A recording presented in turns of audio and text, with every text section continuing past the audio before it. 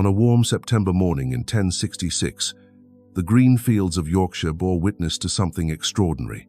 Not just another medieval battle, but the violent end of an entire age. Here, beside a narrow stone bridge, the dreams of conquest that had driven Norse warriors across the seas for 3 centuries would finally shatter against English steel. This was the day the Viking Age died. The story begins not with the clash of swords, but with the death of a king. When Edward the Confessor drew his final breath in January 1066, he left behind more than just an empty throne. He left behind a web of promises, claims, and ambitions that would soon drench England in blood. 3 men believed they had the right to wear the crown of England, and each was prepared to kill for it. Harald Godwinson, the most powerful earl in England, claimed Edward had promised him the throne on his deathbed.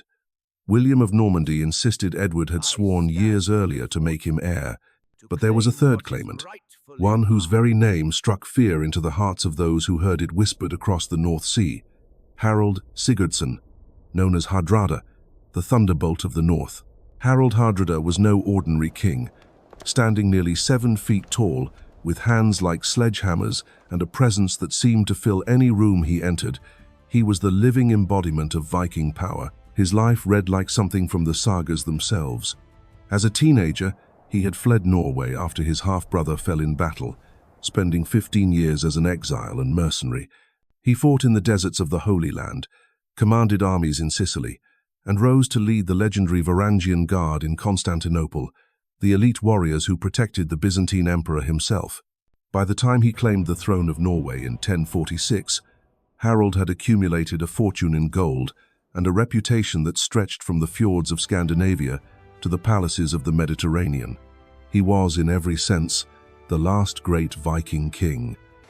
And like every Viking before him, his eyes turned westward to the green shores of England. Harald's claim to the English throne was based on more than mere ambition. Years earlier, the Danish king Harthacnut, who had ruled both Denmark and England, had promised his kingdoms to Magnus of Norway upon his death. When Harthacnut died, it was Edward the Confessor, not Magnus, who took the English crown. But Harald, as Magnus's successor, believed that promise still held. In his mind, England was his by right. The moment Edward died, Harald began preparing for war. But he would not sail alone. Fate delivered him an unexpected ally in the form of Tostig Godwinson, the brother of the new English king Harold. Tostig had been Earl of Northumbria, but his harsh rule had sparked rebellion. When his own brother refused to restore him, Tostig fled to Norway, burning with the desire for revenge. The alliance between Harald and Tostig was perfect in its mutual hatred.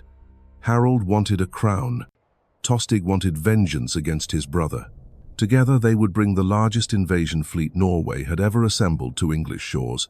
Through the summer of 1066, the fjords of Norway echoed with the sound of preparation. Shipwrights worked day and night, crafting the sleek longships that would carry Harald's army across the North Sea. Blacksmiths forged weapons and armor. Warriors sharpened axes and tested the draw of their bows. This would not be a raid for silver and slaves. This would be conquest. The fleet that assembled was staggering in its size. Over 300 ships stretched across the harbor, their dragonhead prows carved with snarling beasts and ravens, the traditional symbols of Odin's warriors. Between 7,000 and 9,000 men filled those vessels, the largest army Norway had fielded in generations. Veterans of campaigns across Europe stood alongside eager young warriors, seeking their first taste of battle and glory. At the head of this vast armada stood Harald himself, his personal banner, the famous Landwaster, rippling in the wind. The banner's very name struck fear into enemies. Wherever it flew, it was said, the land would be laid waste. Harald had carried it through victories across the known world. Now it would lead the last great Viking invasion of England. The crossing was swift and merciless. The Norwegian fleet swept down the English coast like a storm, striking terror into coastal settlements. Villages emptied at the sight of the dragon ships. Smoke rose from burning farms and churches. The Vikings had returned, and they had come not to raid, but to conquer. Harald's first target was the great city of York, the jewel of northern England. But to reach York, he would have to defeat the earls who controlled the north. Edwin of Mercia and Morcar of Northumbria, brothers and the most powerful nobles in the region, gathered their forces to meet the invaders. On September 20th, 1066, the two armies met at Fulford Gate, just outside York. The battle was brutal and decisive. The English fought bravely, but they faced warriors hardened by decades of war. Harold's veterans formed their shield wall and advanced like an unstoppable tide. The English line bent, cracked, and finally shattered. Edwin and Morcar fled the field, leaving hundreds of their men dead in the marshes. York, faced with the prospect of siege by an overwhelming force, chose surrender over destruction.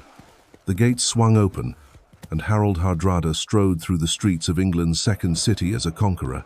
The citizens watched in silence as the tall Norwegian king claimed their city in the name of his crown. But Harald was no mere destroyer. He understood that lasting conquest required more than fear. He offered the Northumbrians terms: submit to his rule, provide hostages and supplies, and they would be spared further violence.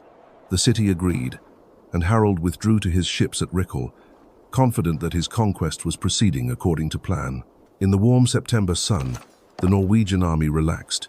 Many left their heavy mail shirts aboard the ships. After all, they had just crushed the northern earls. York had surrendered without a fight. The next phase would be a simple matter of collecting hostages and consolidating control before marching south to claim the rest of England. Harold had every reason for confidence. His invasion had succeeded beyond his wildest expectations. The northern defenses had crumbled. England's second city was his. The road south lay open. In his mind, the crown of England was already within his grasp. But Harold had made a critical miscalculation. He believed Harold Godwinson was still in the south, watching the coasts for William of Normandy.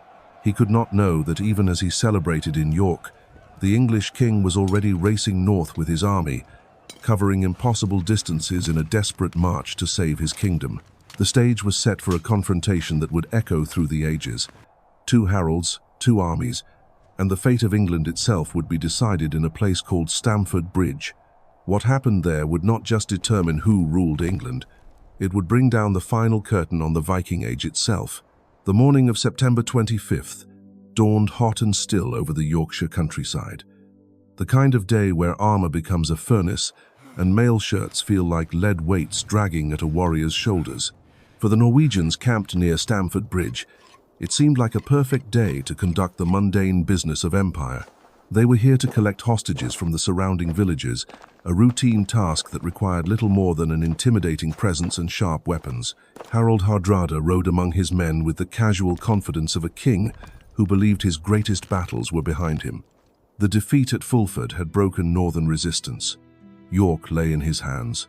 The English king was surely still hundreds of miles away, watching empty seas for Norman sails. This was meant to be a day of administration, not warfare.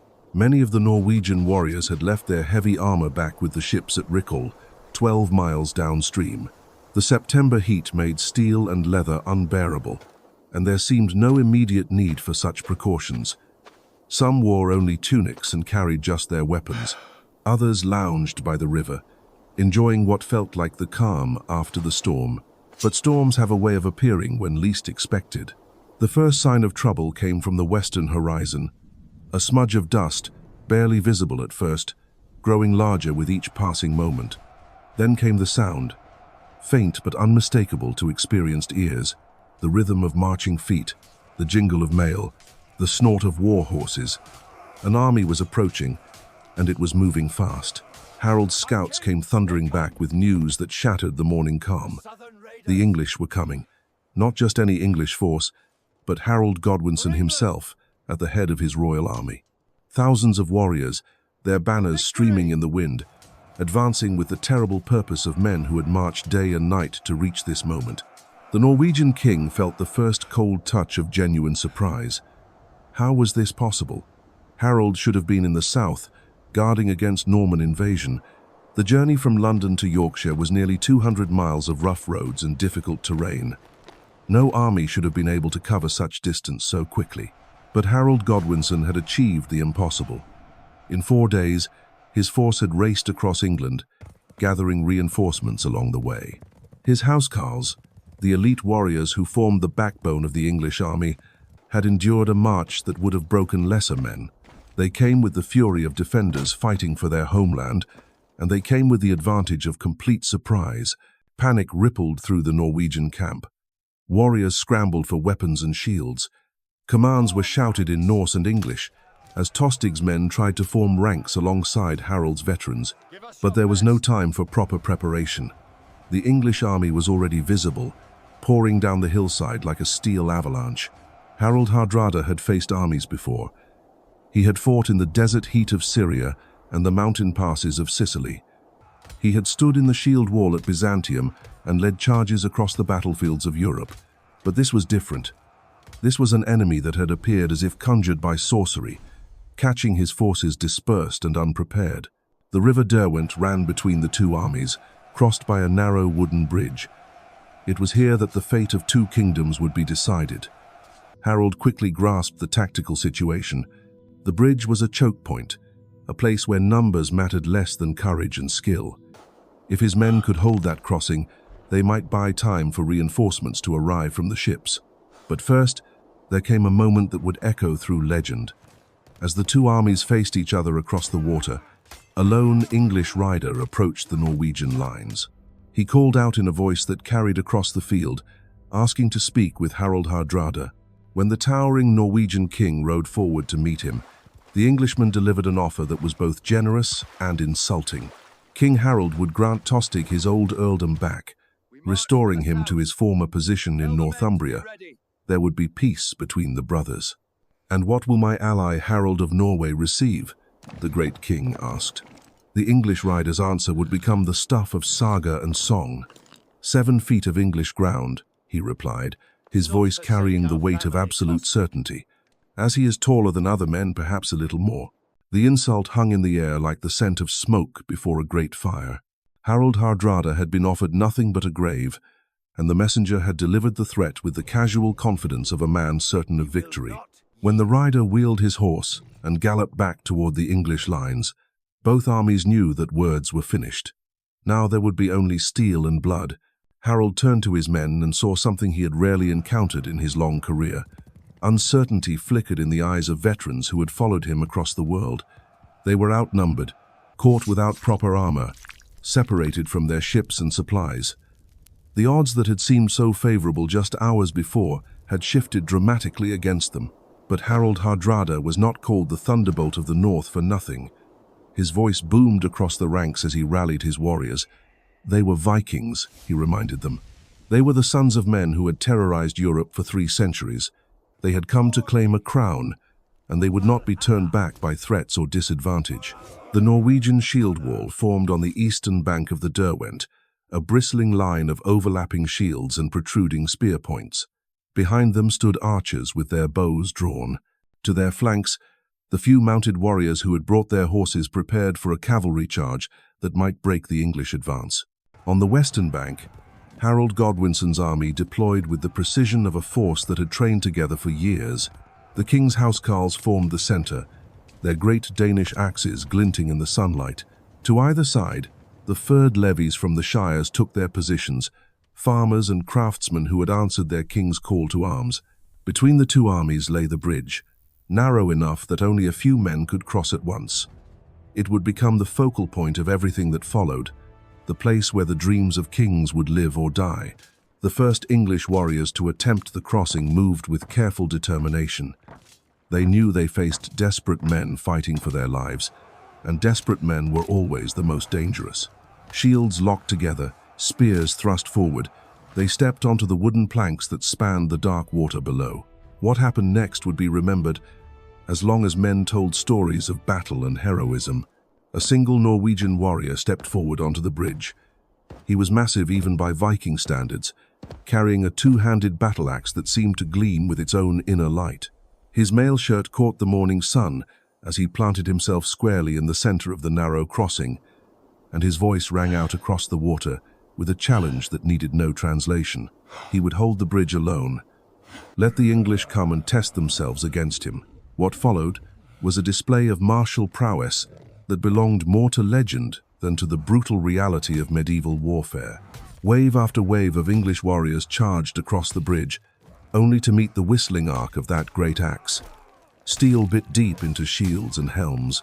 Bodies tumbled from the narrow planks into the river below. The lone Viking seemed less a man than a force of nature, an immovable object that turned the bridge into a killing ground. For nearly an hour he held his post. Dozens of England's finest warriors fell to his blade, their blood staining the wooden planks beneath his feet. The English advance ground to a halt as men began to whisper that they faced not a mortal warrior, but some avatar of the old gods, sent to protect the Viking host. But mortal he was, and mortal he would prove to be. While the giant held the attention of the English front ranks, a clever Saxon warrior slipped beneath the bridge in a small boat. Working his way through the supports, he found a gap in the planking and thrust his spear upward with all his strength. The great Viking's roar of pain and fury echoed across the battlefield as he crashed to his knees, then toppled forward into the dark water. The bridge was clear, and the English army poured across like a dam bursting. Harald Hardrada met them on the eastern bank, with his shield wall intact. The collision was thunderous, a crash of wood and iron that could be heard for miles. Spears shattered against shields, axes bit deep into mail. Men grappled and fell, their blood soaking into the Yorkshire earth. But the Norwegians were fighting without their full strength. Too many had left their armor behind. Too many were still making their way back from the ships at recall. What should have been an unstoppable Viking war machine was instead a desperate band of warriors making their last stand on foreign soil. Harald himself fought in the front rank, his great height making him impossible to miss. His sword rose and fell with mechanical precision, cutting down English warriors who pressed too close. Around him, his personal guard fought with the fury of men who knew their king's life hung in the balance. For a time, it seemed the Norwegian line might hold. Their shield wall bent, but did not break. Their axes found English flesh, as often as English steel found theirs. The battle swayed back and forth along the riverbank like some deadly dance, neither side able to claim decisive advantage. Then came the moment that changed everything. An English archer, perhaps stationed on higher ground, drew his bow and let fly. The arrow rose in a high arc before plunging down toward the Norwegian ranks. It found the one gap in Harald Hardrada's defenses, slipping beneath his raised shield to pierce his throat. The great king staggered, his hand flying to the wound as blood poured between his fingers. For a heartbeat, the battle seemed to pause as warriors on both sides realized what had happened. Then Harald Hardrada, the thunderbolt of the north, the last great Viking king, fell forward onto his shield and moved no more. The effect on his army was immediate and devastating. The shield wall wavered as men looked back to see their king's banner falling. Panic began to spread through the ranks like wildfire. Some warriors broke immediately, fleeing toward the ships. Others fought on with the desperate fury of men who knew they would never see their homeland again. Tostig Godwinson, Harald's English ally, tried to rally the survivors. He called out to his countrymen in the English ranks, offering to negotiate, perhaps hoping his royal blood might yet buy him mercy. But Harald Godwinson's answer was swift and final. There would be no quarter for traitors, no mercy for those who brought foreign invaders to English soil. Tostig fell soon after, cut down in the press of battle, as the Norwegian resistance finally collapsed. With both their leaders dead, the surviving Vikings streamed away from the battlefield in complete disorder. Some made it to the ships at recall, many did not. The pursuit was relentless and merciless. English cavalry rode down fleeing Norwegians as they struggled through the Yorkshire countryside. Men who had survived the bloodiest battlefields of Europe fell to English spears miles from where their king had died. The river Derwent ran red with the blood of two peoples, but it was mostly Norwegian blood that stained its waters. Even as the main battle ended, late arrivals from the Norwegian fleet provided one last moment of drama. Eystein Orre, Harald's prospective son-in-law, had raced from the ships with several hundred men upon hearing the sounds of battle. They arrived to find their king dead and their army scattered, but they formed up anyway for one final charge.